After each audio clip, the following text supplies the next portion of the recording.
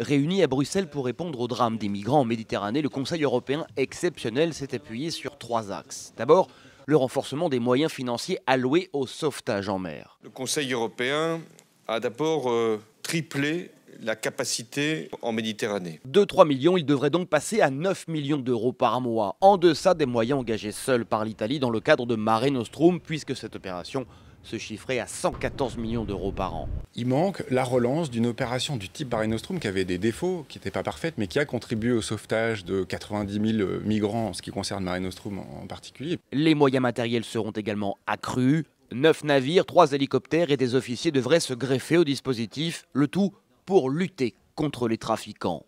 Avec un objectif, détruire les bateaux des passeurs. Dans cette optique, le Conseil européen prépare une opération militaire, mais à la demande de l'Angleterre et de la France, l'ONU devra valider une telle opération. Détruire les bateaux, outre les aspects techniques qui, à mon avis, sont absolument insolubles pour la communauté internationale, mais détruire le bateau, c'est comme casser un thermomètre quand on ne peut pas voir quelqu'un a de la fièvre.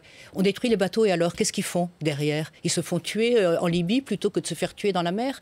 Enfin, le Conseil européen prévoit de lutter contre les causes des migrations, en luttant contre le sous-développement, un sommet Europe-Afrique qui est d'ailleurs prévu à Malte dans l'année. Enfin, les pays de l'Union devraient accueillir sur son sol plus de 5000 réfugiés. La France accueillera d'ailleurs pour sa part 5000 Syriens, ce que refuse catégoriquement de son côté l'Angleterre.